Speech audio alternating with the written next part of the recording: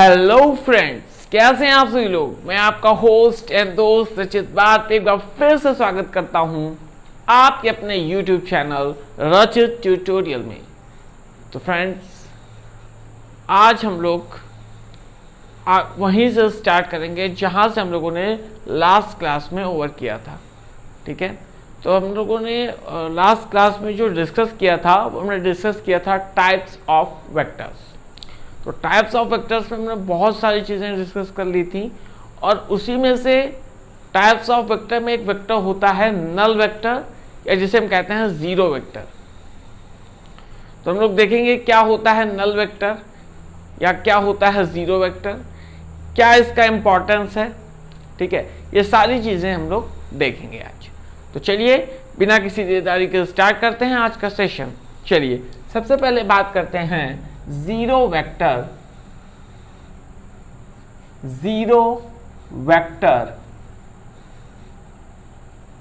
और null vector.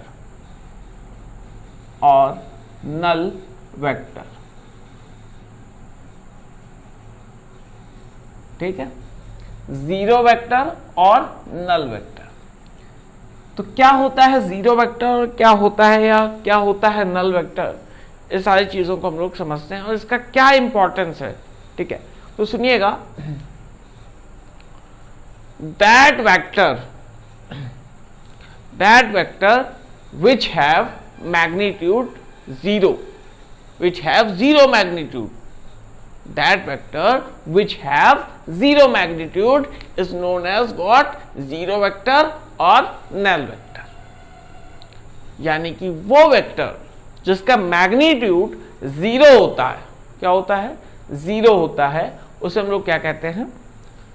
Zero vector कहते हैं या नल वेक्टर कहते हैं। ठीक है, और इसको रिप्रेजेंट हम इस तरीके से करते हैं। ठीक है, क्यों भाई? वेक्टर है तो ये साइन भी लगाना बहुत जरूरी है। ठीक है, अब इसमें डायरेक्शन की बात आई कि डायरेक्शन क्या है। तो इसमें डायरेक्शन जो होती है, जब इसका मैग्नीट्यूड ही नल है तो इसकी जो डायरेक्शन होगी, डायरेक्शन स्टार्टिंग पॉइंट कहें या एंड पॉइंट कहें, डायरेक्शन ऐसे तो निकालते थे हम लोग कि ऐसे हम लोग ड्रॉ कर लेते थे ऐसे करके। तो ये क्या होता था? ये इनिशियल पोजीशन होती थी, ये डायरेक्शन होती थी। ठीक, और ये क्या होती थी? जो लेंथ होती थी, ये मैग्नीट्यूड होती थी। तो अब जब यहां पर कुछ बचा ही नहीं, मैग्नीट्यूड जीरो हो गया, यानी कि ये चीज हो गई, इसका मैग्नीट्यूड जीरो है, तो यानी कि जो इसकी इनिशियल पोजीशन, डायरेक्शन की बात कर रहे हैं, initial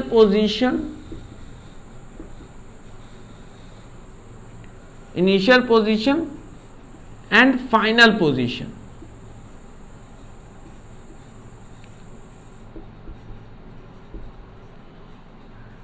its initial position and final position are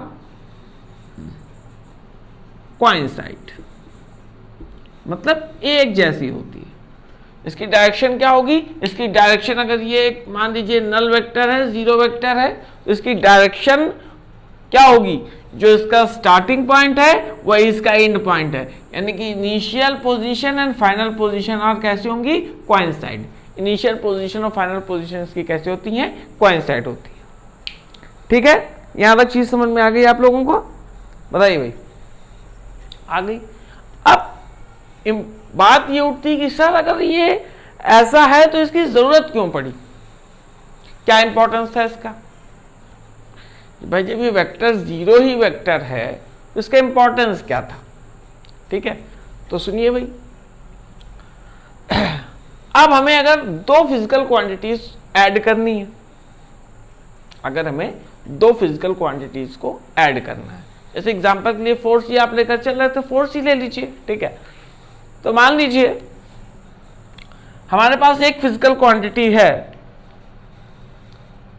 A, force ही मान लीजिए फोर्स ए है। ठीक है, F1 F2 ले लीजिए, जैसा समझिए, चलिए F1 ले लीजिए। ठीक है, एक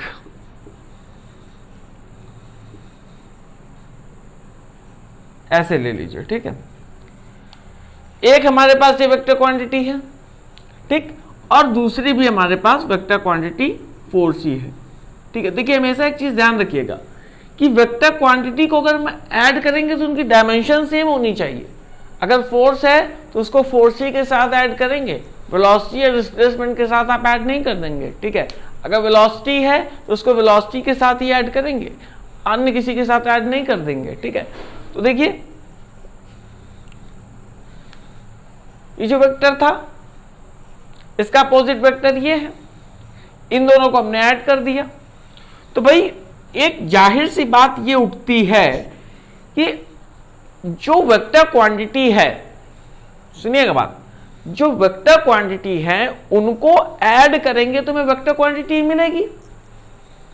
जाहिर सी बात है भाई, क्यों? क्योंकि भाई देखो फोर्स में आप फोर्स को ऐड करोगे तो आपको फोर्स ही तो मिलेगा, गलत बात तो है नहीं। फोर्स में जब आप फोर्स को ऐड करेंगे तो आपको फोर्स ही तो मिलेगा, ठीक है। तो वही चीज हमने कर दी। अब यहां पर ये F प्लस का ये माइनस का, तो देखिए ये F माइनस ये F क्या हो गया 0। तो ये वेक्टरी क्वांटिटी तो है इस तरीके से, ठीक। तो समझ में आ रहा है कि यूज क्या है, ठीक है। ऐसे ही आप किसी वेक्टर क्वांटिटी से मल्टीप्लाई कर दीजिए। भाई अगर कोई दो वेक्टर क्वांटिटी का आप मल्टीप्लाई करेंगे तो भी हमें वेक्टर क्वांटिटी मिलेगी, है कि नहीं भाई। जैसे अगर आप फोर्स का फोर्स के साथ मल्टीप्लाई करेंगे, वेलोसिटी का वेलोसिटी के साथ आप मल्टीप्लाई करेंगे, ठीक है, तो आपको वेलोसिटी तो मिलेगी। देख लीजिए जैसे मान लीजिए एक वेलोसिटी ये भी है और ये भी है, दोनों वेलोसिटी हैं, तो इनका जब मल्टीप्लाई करते हैं तो हमें v स्क्वायर तो मिलता है, ठीक है तो वेक्टर ही क्वांटिटी ना। जब वेक्टर क्वांटिटी से मल्टीप्लाई करेंगे तो वेक्टर ही क्वांटिटी मिलेगी, ठीक। तो ऐसे ही अगर हम 0 से मल्टीप्लाई कर दें किसी वेक्टर क्वांटिटी का, ठीक है, 0 से हमने v का मल्टीप्लाई कर दिया तो हमें मिलेगा तो 0 ही ना। तो समझ में आया कि क्या यूज है, क्या इंपॉर्टेंस है। और ये भी पता चल गया कि इनिशियल पोजीशन और फाइनल पोजीशन क्या होती है, कोइंसाइड होती है। क्या होती है? कोइंसाइड होती है, ठीक है। ये चीज समझ में आ गई। अच्छा कुछ एग्जांपल्स देख लीजिए, बता दें, चलिए कुछ एग्जांपल्स सुन लीजिए भाई, कुछ एग्जांपल्स भी। एग्जांपल्स क्या हैं?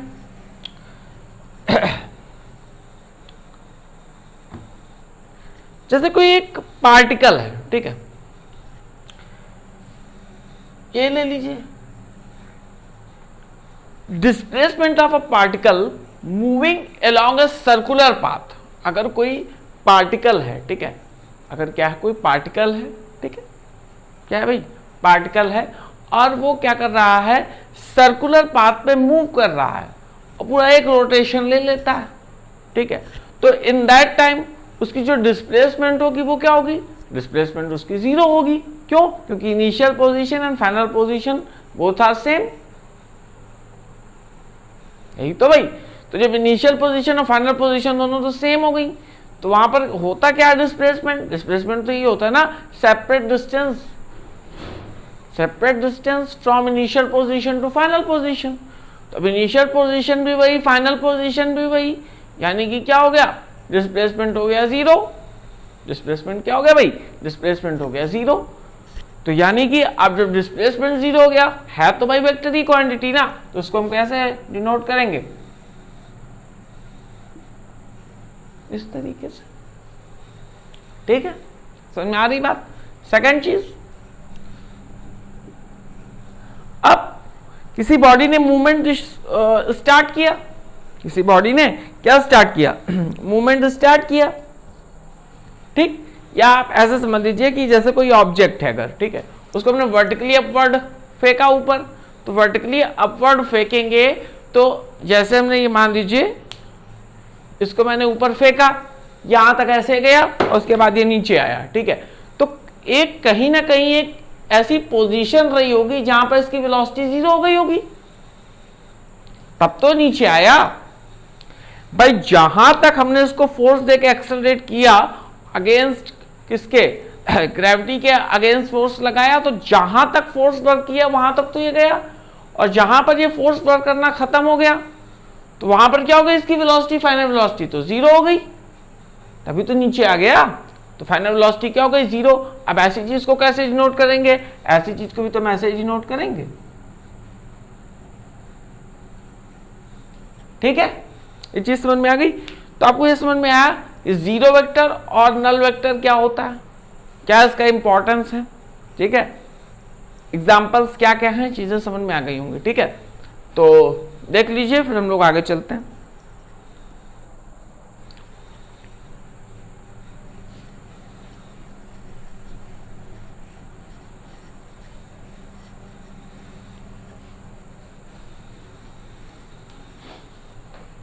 हम लोग बात करते हैं यूनिट वेक्टर की। किसकी बात करेंगे, यूनिट वेक्टर की।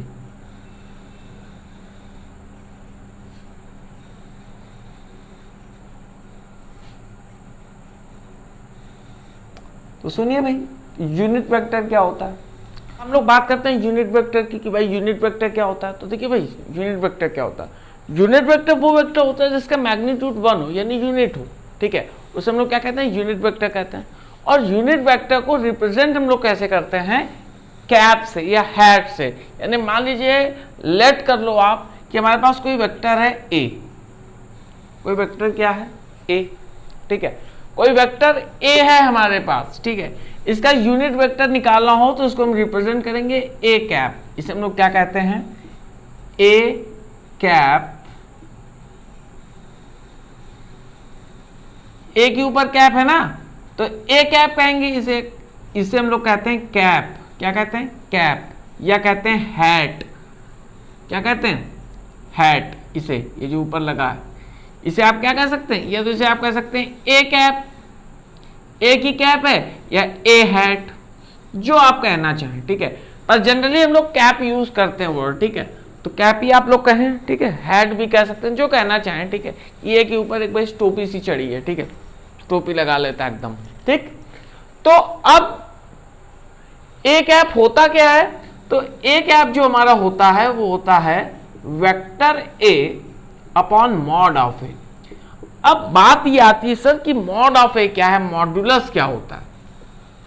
तो मॉड्यूलस कुछ नहीं है जनरली, बस नॉर्मली से आप ये चीज याद रखिए कि मॉड्यूलस का मतलब होता है लेंथ या मैग्नीट्यूड निकालना, कि वास्तव में एक्चुअल में उस वेक्टर का मैग्नीट्यूड क्या है। उस वेक्टर का मैग्नीट्यूड हम लोग निकालते हैं मॉड ऑफ ए से, ठीक है। ये सारे क्वेश्चन आपको आगे मिलेंगे और उसको हम लोग डिस्कस भी करेंगे बहुत अच्छे से, उसमें कोई दिक्कत वाली बात नहीं है, ठीक है। तो आई थिंक इतनी चीजें आपको समझ में आ गई होंगी। टाइप्स ऑफ वेक्टर में ये दो चीजें बच रही थी जिसको मैंने आज आपके साथ डिस्कस कर लिया, ठीक है। तो देख लीजिए, आगे चलते हैं फिर। तो इसकी कोई यूनिट और डायमेंशन तो बनी नहीं भाई, है ना। स्पेसिफिक डायरेक्शन इससे हम लोग निकालते हैं, ठीक है, इससे। चलिए भाई आगे बात करते हैं।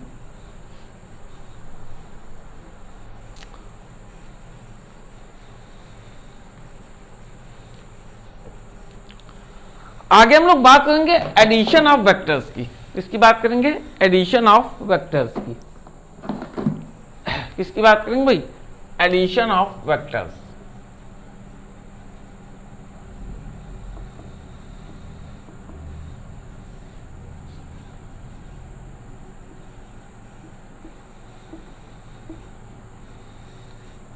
Addition of vectors. तो वेक्टर्स को ऐड करने के लिए हमारे पास दो मेथड है। कितने मेथड हैं, दो मेथड है हमारे पास।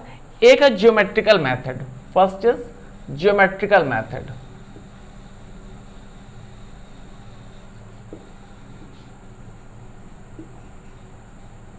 पहला है हमारे पास ज्योमेट्रिकल मेथड, एंड सेकेंड है हमारे पास एनालिटिकल मेथड। Analytical method. कितने मेथड है हमारे पास, दो मेथड है। एक है हमारे पास ज्योमेट्रिकल मेथड, एक है एनालिटिकल मेथड। तो कैसे हम वेक्टर्स को ऐड करते हैं, हमारे पास दो मेथड दिए हुए, एक हमारे पास दिया हुआ ज्योमेट्रिकल मेथड और एक एनालिटिकल मेथड। तो सबसे पहले हम लोग बात करेंगे ज्योमेट्रिकल मेथड की, कि ज्योमेट्रिकल मेथड में करना क्या है। तो आप लोग ज्योमेट्री से बहुत ज्यादा फैमिलियर हैं, ठीक है, 9th में भी पढ़ी, 10th में भी पढ़ी, ठीक है, जानते भी है ज्योमेट्री होती क्या है, ठीक है। तो ज्योमेट्रिकल मेथड में जो वेक्टर एडिशन करते हैं, सबसे पहली बात आपको एक बात ये बता दूं एडिशन पे, देखिए क्यों हमें ये दोनों मेथड लाने पड़े, ज्योमेट्रिकल मेथड और एनालिटिकल मेथड। देखिए वेक्टर क्वांटिटीज ऐसी क्वांटिटीज होती हैं जिन्हें हम जनरली ऐड नहीं कर सकते, समझ रहे हैं आप। जैसे अलजेब्रा के कोई मेथड से अगर हम चाहें ये ऐड हो जाए तो फिर उसको हम ऐड नहीं कर सकते। जैसे कि एग्जांपल मैं आपको देना चाहूंगा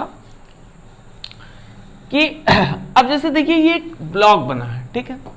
अब ब्लॉक बना है, यहां पर हम 7 न्यूटन का फोर्स अप्लाई हो रहा है, कितना 7 न्यूटन का, और यहां पर 4 न्यूटन का फोर्स अप्लाई हो रहा है।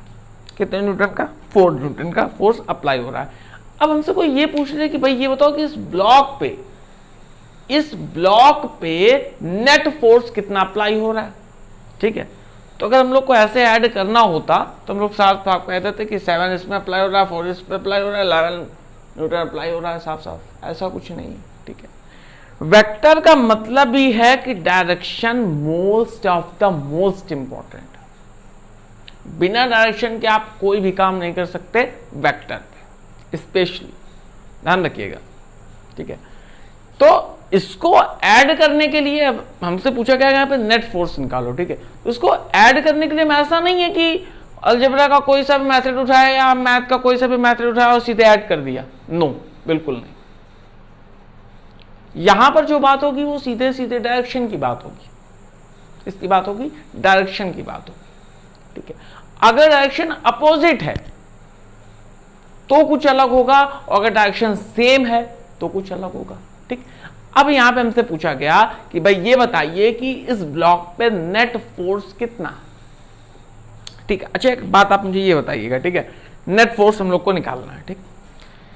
ये ब्लॉक है, इसको 7 न्यूटन से इस तरीके से ऐसे खींचा जा रहा है, ऐसे करके ये खींचा जा रहा है, ठीक है। और यहां पर भी एक हमारा फ्रेंड है, वो 4 न्यूटन से ऐसे खींच रहा है, ठीक।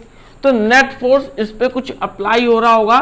तो आप ये बताइए कि ब्लॉक इधर जाएगा कि इधर जाएगा?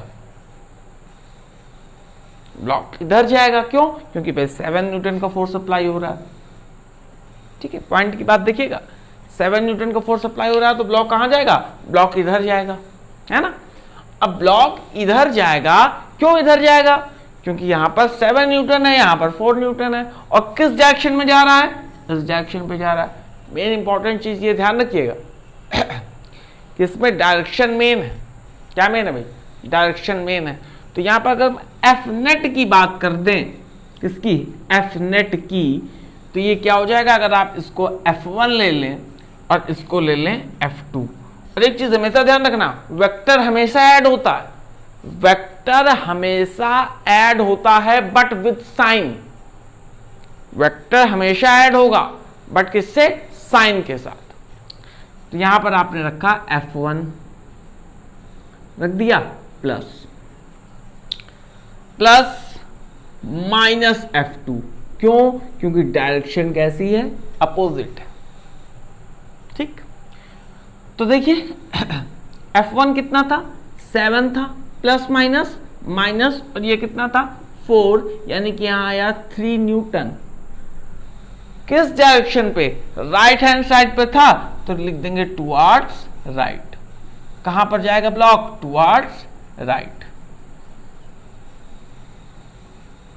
ठीक। चीज समझ में आई? तो हम लोग वेक्टर को ऐसे नहीं ऐड कर सकते नॉर्मली, उसमें मेन चीज डायरेक्शन लगी हुई है, तो डायरेक्शन को लेकर चलना ही चलना है, ठीक है। समझ में आ रही बात? अच्छा, तो मैंने हाँ यहाँ पे आते हैं। मैंने बताया कि एडिशन ऑफ वेक्टर 2 टाइप्स का होगा, एक ज्योमेट्रिकल मेथड होगा, एक एनालिटिकल मेथड होगा, ठीक है। और ज्योमेट्रिकल मेथड में हमारे पास, इसकी बात हम लोग बाद में करेंगे, पहले ज्योमेट्रिकल मेथड देख लेते हैं कि ज्योमेट्रिकल मेथड में आपको कौन कौन से रूल पढ़ने हैं। तो सुनिएगा भाई, ज्योमेट्रिकल मेथड में आप लोगों को जो फर्स्ट रूल पढ़ना है उसका नाम है ट्रायंगल रूल या ट्रायंगल लॉ। क्या कहते हैं हम लोग? Triangle law, triangle law. क्या कहते हैं भाई, ट्रायंगल लॉ। सेकंड जो आपको पढ़ना है वो है पैरेललो, PRRELLEO, पैरेललो। देख लो भाई, ये स्पेलिंग तो नहीं मिस्टेक है, पैरेललोग्राम रूल, ठीक है। और जो थर्ड है, कौन सा थर्ड, वो है पॉलीगॉन, पॉलीगॉन रूल। कौन सा, पॉलीगॉन लॉ कह दो, रूल कह दो, पॉलीगॉन रूल।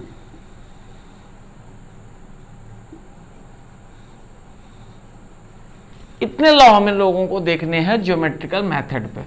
किस पे देखने हैं, ज्योमेट्रिकल मेथड पे, ठीक है। किस में देखना है भाई, ज्योमेट्रिकल मेथड पे ये सारी चीजें हम लोगों को देखनी है। तो चलते हैं फिर वेक्टर एडिशन पे, देखते हैं कैसे ऐड होता है ना। चलिए,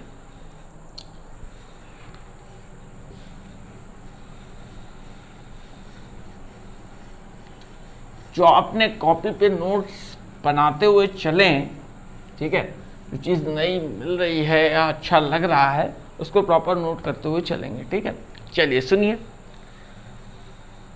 मैंने अभी तक आपको बार बार ये चीज़ बताई है कि कभी भी दो वेक्टर क्वांटिटीज हैं तो अगर उनको ऐड करना है तो उनका डायमेंशन हमेशा सेम होना चाहिए। मतलब फोर्स में हम हमेशा फोर्स को ही ऐड करेंगे तो हमें फोर्स ही मिलेगा, वेलोसिटी को ऐड करना है तो उसमें हम वेलोसिटी ही ऐड करेंगे तो हमें वेलोसिटी मिलेगी।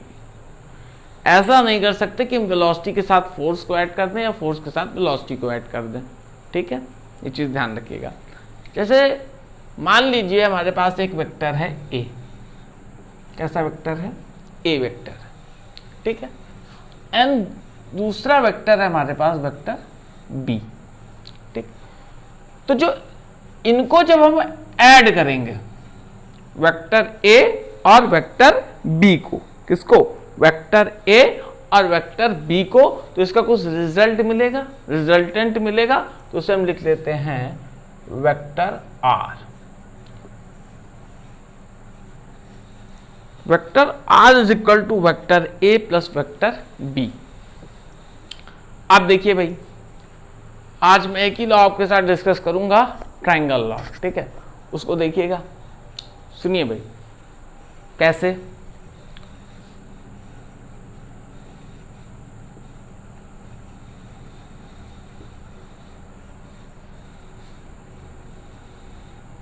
Triangle law. देखिए भाई ट्रायंगल लॉ कैसे, देखिए फर्स्ट हमने क्या किया, हमने एक वेक्टर ड्रॉ किया, वेक्टर ए। कौन सा वेक्टर ड्रॉ किया, वेक्टर ए। एक दूसरा वेक्टर हमने लिया वेक्टर बी। कौन सा वेक्टर लिया, वेक्टर बी।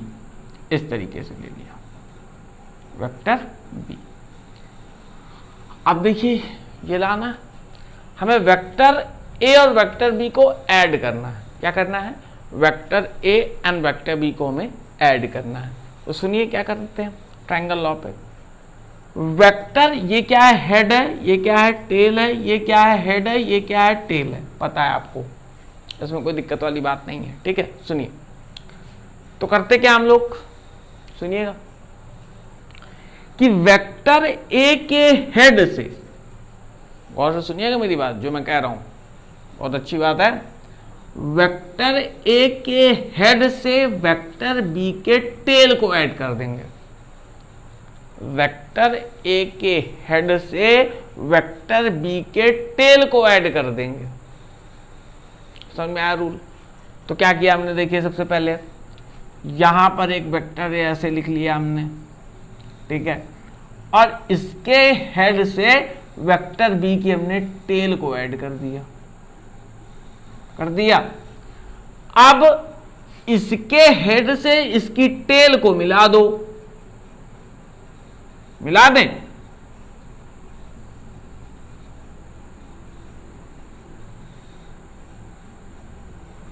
तो ये बन गया वेक्टर आर। इसे क्या कहते हैं भाई, वेक्टर आर, यानी कि रिजल्टेंट वेक्टर बन गया वेक्टर ए और वेक्टर बी का। ठीक है, आई बात समझ में। ठीक, हमने किया क्या, गौर से देखिए, वेक्टर ए और वेक्टर बी को ऐड करना था, तो वेक्टर ए के हेड से वेक्टर बी की टेल को ऐड कर दिया, वेक्टर ए के हेड से वेक्टर बी की टेल को ऐड कर दिया, और फिर इसके हेड से इसकी टेल को ऐड कर दिया, तो इसका रिजल्टेंट बन गया, और vector R is equal to क्या आ गया, vector A plus vector B. ठीक है, बताइए भाई, कोई दिक्कत नहीं है ना, पक्का? अच्छा, चलिए, ये चीज समझ में आई। अच्छा, यहां पर देख लीजिए एक चीज, अगर वेक्टर ए हमने ये ले लिया, अभी ऐसे लिया था, अब ऐसे ले लिया हमने, और वेक्टर बी हमारे पास इस तरीके से है,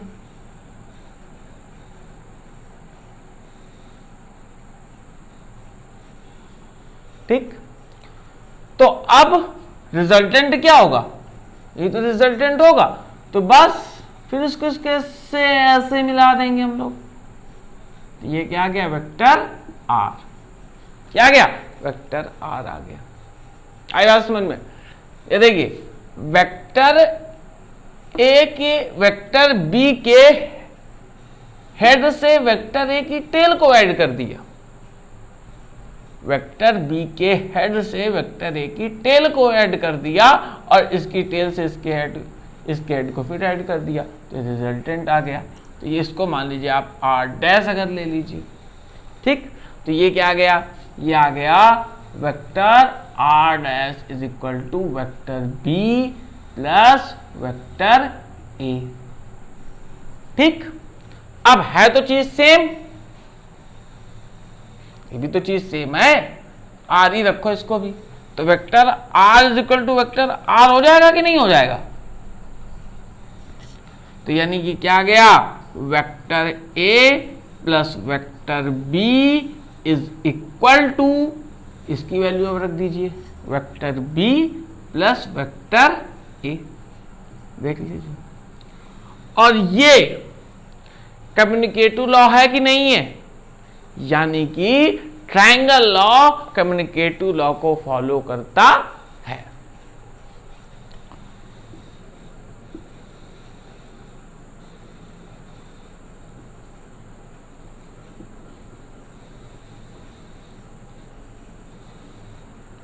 ठीक है, नोट कर लीजिए।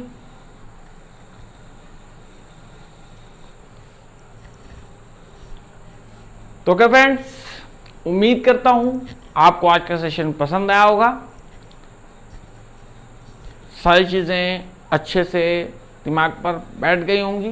ठीक है, फिर भी कोई दिक्कत हो, प्रॉब्लम हो तो आप बता सकते हैं। ठीक है, तो अगर आज का वीडियो अच्छा लगा हो तो आपको करना क्या है, लाइक, शेयर एंड सब्सक्राइब आपका अपना यूट्यूब चैनल रचित ट्यूटोरियल। और हाँ, ये जो सब्सक्राइब वाला बटन है ना, अभी तक आप लोगों ने लाल छोड़ दिया है, अगर आपने काला नहीं किया उसको प्रेस करके, तो सबसे बड़ा गुनाह कर रहे हो आप। ठीक है, सब्सक्राइब जरूर कर लीजिएगा। ठीक, ये गुनाह नहीं करना आप लोगों को। ठीक है, क्यों? क्योंकि अगर आप लोग सब्सक्राइब करेंगे, लाइक करेंगे, शेयर करेंगे, तो हम लोगों को इससे क्या मिलता है, हम लोगों को इससे और ज़्यादा एनर्जी मिलती है आप लोगों के लिए अच्छा से अच्छा कंटेंट लाने की। ठीक है, तो उम्मीद करता हूँ अच्छे से अच्छा लगा होगा कंटेंट, चीज़ें समझ में आई होंगी आज का जो वीडियो लेक्चर था। ठीक है, सेशन आपको पसंद आया होगा। ठीक है, बाकी हम लोग कल अभी डिस्कस करेंगे पैरेललोग्राम रूल और पॉलीगॉन रूल, और फिर उसके बाद एनालिटिकल मेथड को भी हम लोग डिस्कस करेंगे। ओके फ्रेंड्स, जय हिंद।